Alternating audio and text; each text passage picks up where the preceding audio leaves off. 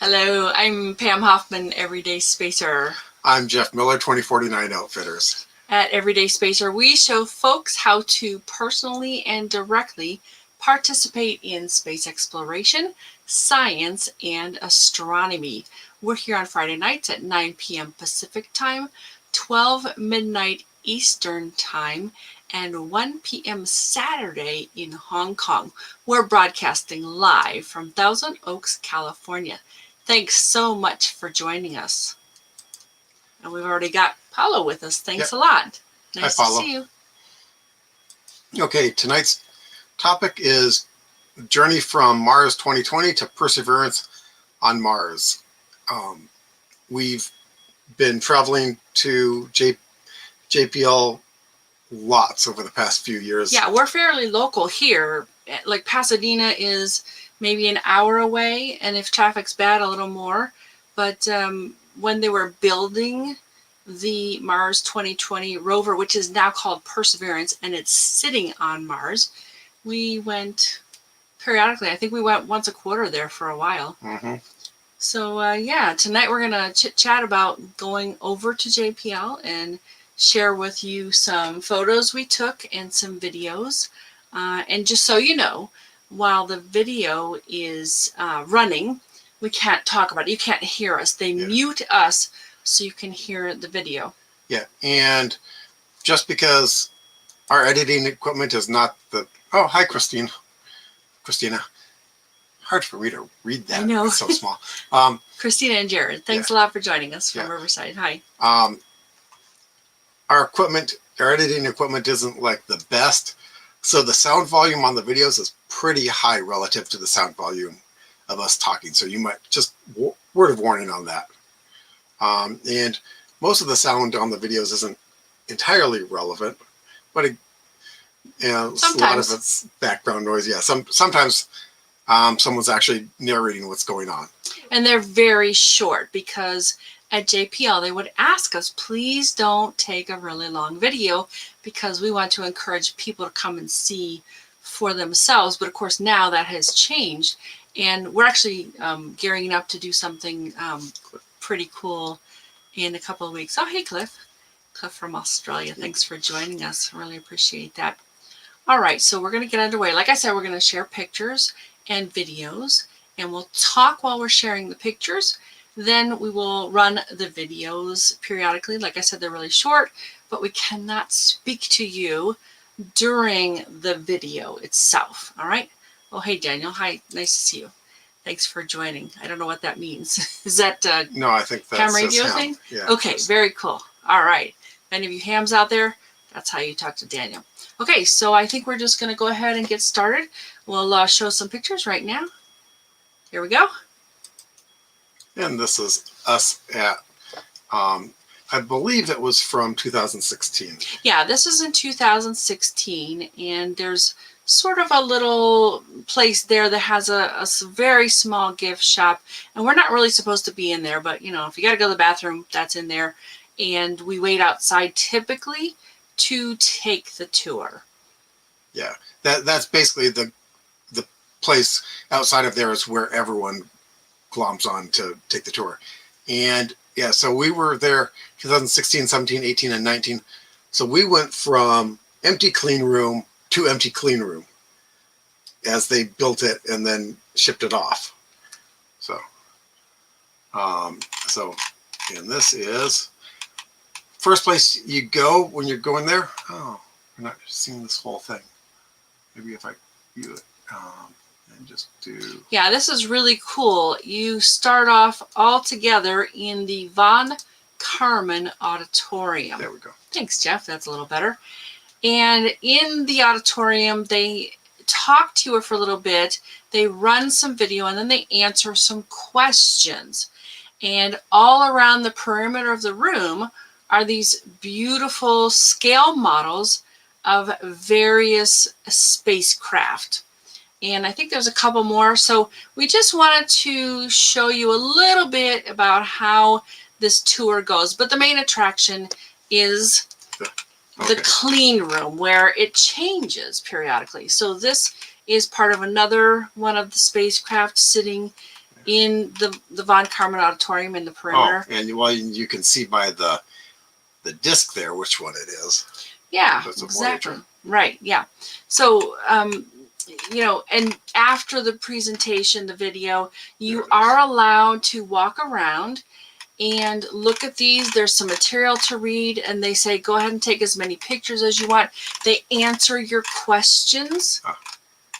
And so that's the end of the Von Karman, and we have one more picture of parts of the tour. We'll show some more next week because this is just part one. This was the mock-up rover. Yeah, this is a mock-up of the rover, so that you can get a close-up view of it, and it's pretty darn interesting. With the nuke plant is back here, and those radiator fins are to get the waste heat that they don't need, because they do want a bunch of heat because Mars is cold, but too much heat is bad, so they've got some radiator fins back there. That's just one of the neat things. So okay, and so first video. Yes, so now I'm going to run a video. Like I said, you will not be able to hear us. We will not be able to say anything to you during the video, but here we go, and it's very short. Talk to you in a minute. Is that right? Works for me.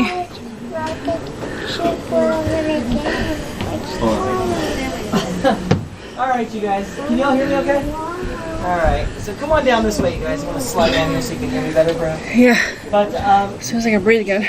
Yeah, so welcome to our spacecraft assembly facility. So this is where we actually put them together. As Brian or somebody perhaps mentioned earlier, maybe myself, you know, we're a pretty enormous facility. We're one of the only NASA centers that, I think the only other center that has the same capability is Goddard back in Maryland. We're one of two, man, that can actually go from concept to flight, you know, in one facility. We could build the entire spacecraft here if we needed to. We rarely do that. Congress is big about seeing a lot of that money go out to the private sector. And of course, a lot of it's just timeline stuff. We just don't have time. So the way that it generally works is like the mission will present their needs for the spacecraft to our fabrication folks, and they'll look through all that stuff and decide what they can and can't do. Usually we keep all the mission critical stuff in-house, and then all the other stuff gets, you know, sent out to other machines. All right. Sorry. Let's see. Oh, so I guess we're live again. Sorry. Yeah. Okay. And so what you saw there was the empty clean room. We kind of just panned across. We never planned to do this presentation to you like this. These were for our own personal uses.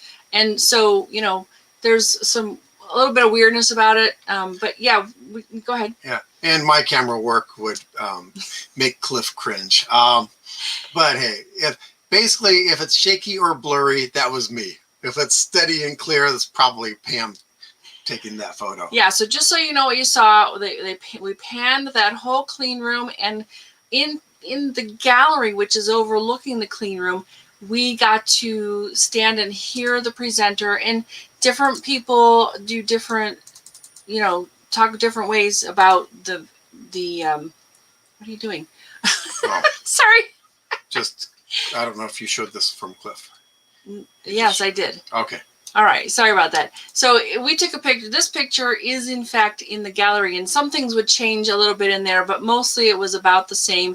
It's really the clean room that, you know, changed over the period of time that we went visiting. So yeah, this is basically just the back wall. Yeah. But it has a bunch of neat stuff on it, and yeah. But this is the clean room from March 2018, showing a lot more stuff going on than you saw in 2016.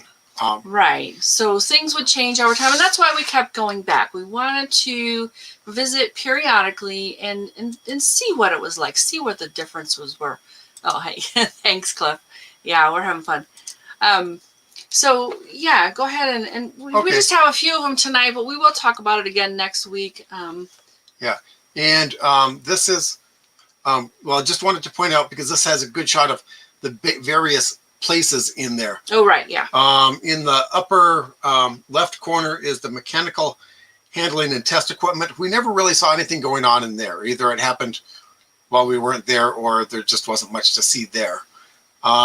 in the middle top is the Mars 2020 descent stage, and over here on the upper right is the cruise stage. And right here, right next to it, if you can see this piece right here, that's the spacecraft assembly and rotation fixture.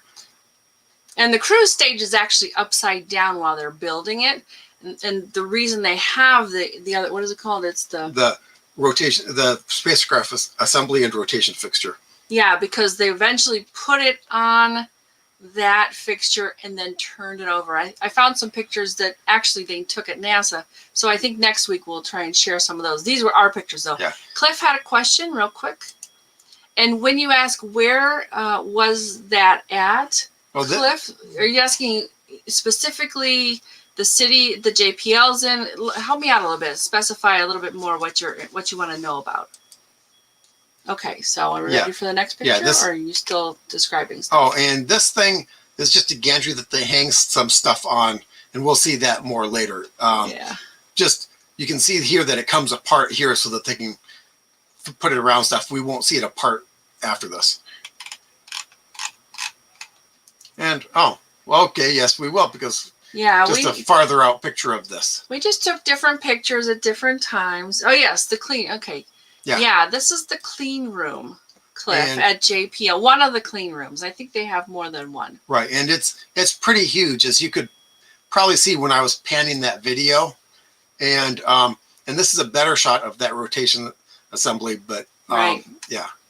So, Cliff, this is in Pasadena. Actually, it's the Pasadena is the big city near there. I think it's called Kenyatta Flint Ridge. Yeah. Where JPL actually is, the actual city that JPL is in. Well, because but Pasadena is what everybody says, because that's much easier to find. Yeah, I don't think. Well, at least when JPL was created, there wasn't a city there. That's why they put it there, because they were making rockets and making their own rocket fuel and making booms. Right. Yeah. So when you say that, Seth, you're saying like Los Angeles, California, basically. Yeah. Yes, it's close to Los Angeles, but Pasadena is kind of the city that more people talk about. So we had kind of a broad overview look. Now we're going to kind of zoom into some of the aspects of the clean room, and at various times there were different things going on. Sometimes these people were at the tables here, and sometimes they were not. Yeah. So it just changed around. Like when the rover was there, those folks weren't sitting there. Yeah, La Cañada, Flint Ridge. Exactly. Thanks so much, Seth. Really appreciate that. Yeah. It's nice to see it in print as well. Yeah. So these guys are, I'm assuming, testing various pieces of equipment on there. You can see, well, mostly just power cables. But so I don't know exactly what they're doing. I think they told us, but this was 2017. Yeah, the docents will. Like if you go and there's some specific things going on, at some point they'll open things up again. And with specific things happening, they do explain what is in the clean room and what they're working on. I think there's something in there right now. It's, shoot, I forget what it's called. Do you remember what it was? We saw it the other day. Yeah. It's not Poseidon, but it's something. Anyway, we might actually look into that at some point too. Yeah. Here's a closer look at the descent stage as they're building it. Let's see, that's again 2017. So this is probably, same shot. The guys are over off to the side, as you can see the cables running off this way, to the table that they were on. So they were probably doing some checks on various things in here. They've got some of the tanks already assembled in it. And I loved it because every time we went, people were like taking pictures with them, pictures of them with the different, pieces. And it was just so funny because they're all in these get-ups for the clean room. They call them a bunny suit. But yeah, and this is farther along in that. Clean room. Yeah, and this is the cruise stage. So the last these three pictures have been like from basically one side of the clean room to the other. Kind of left to right when you're standing in the gallery. Right. And this was, in fact, built upside down. Yeah. And we'll see a little bit more of it built a little bit later on. Yeah. So then we cruised on down to May 2018, and that's the descent stage with a bunch more stuff hanging off of it now.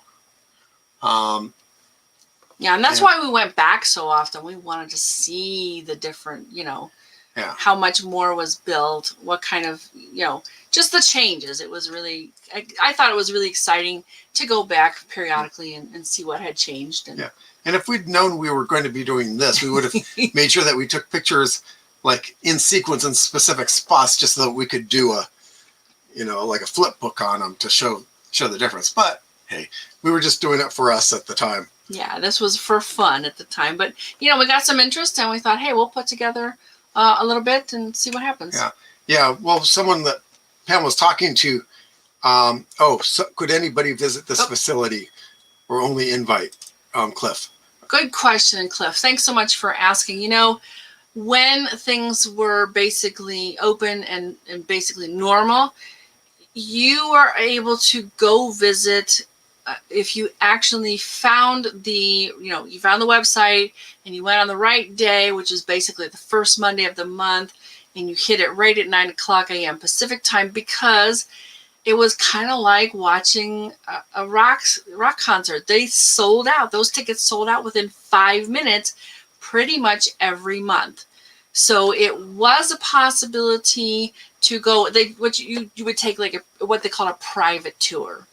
And in fact, if you have a friend at JPL, you can arrange a really private tour. Basically, one of the engineers would take you around, and you could go some places that you aren't, normally going with the private tour. Yeah, and when Pam said that you got tickets, it's completely free because it's taxpayer paid, so it's free. Just they only have so many spaces, like about 30 to 40 people per visit, because it's a working facility. They have I think 4 minders per session, and they split you into 2 groups. Right. So it's 2 people per 15 to 20 people attendees there, so they can keep you out of everyone's hair, and they would actually route you around different places depending on what people were working on, just so that they'd keep us out of the workflow. But the one thing that we always got to see was the high bay here, which is the clean room. Right. Yeah. Good point, Jeff. And they weren't like physical tickets. You go online, you put in your information, and you could go as a family, or you could actually set up as groups. There were a couple possibilities, and actually there's a virtual tour now that's, I think, even superior in some ways to going to this facility. They just didn't give you enough time in certain places. Like it was 8 minutes in the museum, where if you go online, and I think in a couple of weeks we'll talk about that too, you can spend as much time as you want. Everything has got videos and so forth to it. Yeah. I think that it would have been, I think the virtual tour would be better if they had one of the docents actually narrate the different sections. Oh, that's a really good point. Because the docents did a really good job of telling you what was there, some of the history about it, some of the interesting facts about it. So I think you missed that in the virtual tour.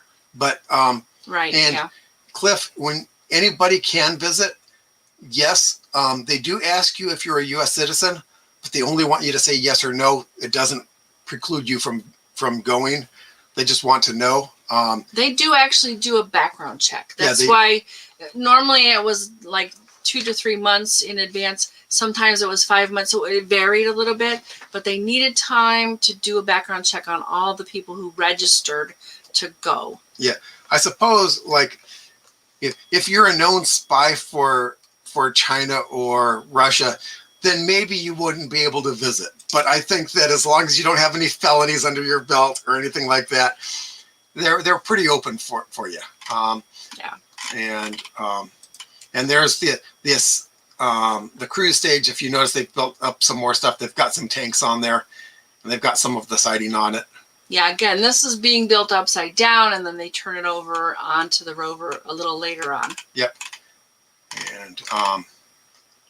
And here's that metal gantry thing that was split in two, and now it's sealed together with these flanges on it to basically hold this up. And this is, I think this is the it's the cover. It's the cover. Yeah. And this is 2019. So yeah. No, that one there was March 2018. Oh, okay. Yeah, this was really jumpy. hard to kind of put together in like what kind of sequence. I kind of wanted to go broad and then focused in a little bit and then sort of do in chronological order. But yeah, it was, we weren't exactly planning for this back in 2016 through 2019. Yeah. So this, we've done the best we can with what we have, the pictures we have. So this is it mostly put together, I think. No, that's just the outer shell over it. Okay. Yeah. And then and here is the rover itself. There's the rover itself. And if you notice, everyone's basically playing with that one. Scroll back up a little bit. So in just a minute or two, well, very briefly, very soon, we're going to run another video, but we wanted to talk about a particular character. And if you see the cursor, Jeff is circling. This guy is Hi Babe Bob. All right, Seth has a comment, so let's see. Oh, yes, exactly. So they used to have an annual open house over the weekend. It got hundreds, maybe thousands, lots of educational displays, but only moderate amount of behind-the-scenes stuff. I suspect they'll eventually start this again. Yeah, I hope they do, because that is a very fun day, and it has changed over the years. Some years they don't do it because of security issues, that kind of thing. We do have another comment here. Thanks so much, Seth. And here's Cliff. Dave and I got special passes at Kennedy, and oh, very cool. Taken around by staff that work there via the back door. Yeah, see, that's the kind of thing you can get arranged if you have friends that work at the facilities. That's not exactly normal, but it is possible. Yeah. All right, so I think the video is next, right? Yeah, well, this Hi Babe Bob is actually a mannequin wearing a bunny suit. Like the latest version of the what they call the bunny suit. Right.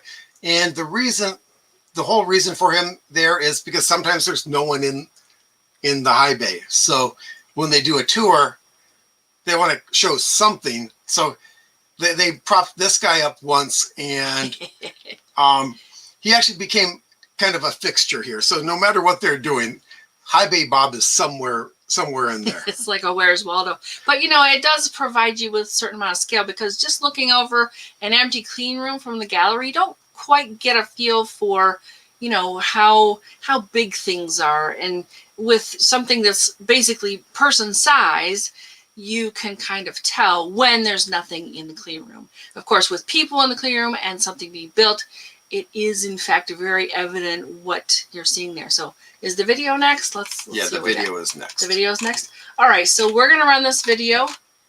And again, you cannot hear us speaking when we're running the video. And we'll talk about it afterwards. What you saw, what's going on there. And I think he talks in. Well, this is video 2, right? Yep. All right, so here's video 2. Thanks so much. We'll be right back. So if you were building a rover to go, look for life on Mars, you certainly don't want somebody walking into the room and getting skin all over that rover. Because once it gets to Mars, it's going to think it's discovered what? And it could have been from Bob in the cleanup. So we want to make sure that does not happen. So before the employees come in here to work, they have to get suited up into full white jumpsuits. Yeah, there's one down there. All right, so thanks so much for that. I think that was supposed to be video 2 somewhere before this, but we do have another video if you're patient enough to listen to this one. And he does talk about Hi Babe Bob in this one. Here we go. Chronological order. Oldest one is in the very top left. The newest one is in the bottom row on the right. Okay. Now, this specific room we're looking at is where we assembled all the rovers we've been talking about that went to Mars. Spirit, Opportunity, Curiosity, Sojourner, all built in this very room, right? Now, Currently, we're working on that Mars 2020, and I don't think it needs an introduction. You can kind of see it right there in the middle of the room. I'm going to mention some of the parts and some of the things we're doing and what we're looking at in a moment. But before I talk about the mission itself, I want to talk about the people. Now, if you look towards the left center of the room, you'll notice there's a guy standing on a short platform. He's got green glasses on. He's striking a pose, and you may have noticed he hasn't moved since we came in. Yeah. Everybody notice him? Yes. Yes. That's not a real person, in case you're wondering. That's actually High Bay Bob. He's a resident mannequin. I like to joke he's been working here longer than I have. He's actually modeling our latest clean room bunny suit. He gives you an idea of the way people would be dressed if they're working. And the reason we have him in here is sometimes you come in, no one's working. But you guys came on a So that was High Bay Bob, and that docent's actually one of my favorites. He's very he talks really fast, but boy, you learn a lot of stuff. And, It's wonderful. yeah. And we've been there often enough that he actually knows Pam by name. So Yeah, most of them do. Of course, it's been over a year now, so we do like to go, and especially if there's something to see in the clean room, like the Mars 2020 rover was. And hopefully we'll get a little more organized with our pictures, and perhaps we can come back another day and share our experience with you. In fact, next week we will be doing part 2. So there's at least one more part of our story for this. And I think that's pretty good for now. If you have any questions, of course, we would love to answer them. And let's see, what do we got next here? We do have a little bit more, because we talk about the night sky between now and next Friday. And so that's April 2nd through April 9th. The moon is 20 days old, and the last quarter moon is on April 4th. You know, we've talked about Mars and the planets in the east and so forth, but there's something else happening. There's a nova in the sky right now, and it sounds like it might not be visible, but it might be visible. So if you're going to look for the nova, it's going to be in the evening. You want to look quick, though, before it gets too late, because it's in Cassiopeia. And Cassiopeia right now is in the northwest. It's setting pretty early. So yeah, if you want to go look for that nova, because I do believe you can see it with, optical aid. It's just not a naked eye object right now. I was kind of hoping it would be. I'm not going to hold my breath, though. So something else that's interesting happening this coming 2 weeks, the beginning of April here, and it's kind of not part of the thing, but I just wanted to mention it to you, is, and I call it a world's tour of the solar system, because the moon is in conjunction with all the planets in the solar system between April 5th and April 17th. So there's going to be Pluto, Saturn, Jupiter, Neptune, Mercury, Venus, Uranus, and Mars. The moon's just going to make a tour of the whole solar system. So, and specific days like between now and next week, April 5th, Pluto and the moon are in conjunction. You look low in the east before sunrise. The moon, of course, is easily seen naked eye. Pluto requires optical aid. Really good optical aid. Yeah, well, yeah, I'm not absolutely certain of that, but yeah, it's very far away, so it would be very, very challenging to find. So the April 6th, we have Saturn and the moon in conjunction. That is, they're both going to be very easy to see. They look low in the east before sunrise. April 7th, Jupiter and the moon are in conjunction. You want to look low in the east before sunrise again. Neptune and the moon are on April 9th. And Neptune and the moon are in conjunction. That is low in the east before sunrise. The moon is very easy to see. Neptune also requires optical aid. And we had another comment. Did you flash Daniel's? No. And Daniel, neat idea. Of course, they've been having trouble with stuff disappearing off of there. So I've been reading some of the computer security forums, and there's some issues.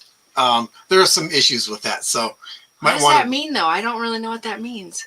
Proof of attendance protocol? Yeah, it's kind of like using the cryptocurrency equipment to basically send images or badges or stuff like that to people. It's okay. Interesting, but I think the bugs might still be in that system. Oh, Okay, so that's kind of it for our show tonight. Of course, we'll be happy to answer your questions. If we miss you live during the show, we'll come in and find your comments in Facebook. Especially, I'm always in Facebook in the at the Everyday Spacer Facebook page. But yeah, go ahead and wrap it up. Okay.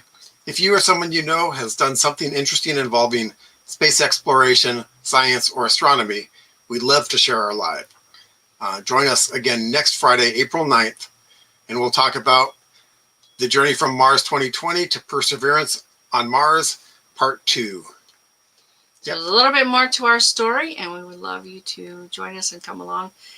So, yeah. Unless you have anything else. No, and I don't see any other comments, so. Thanks so much for being here with us, everybody. Bye-bye. Have a great week. We'll see you next Friday. Good night. Good night.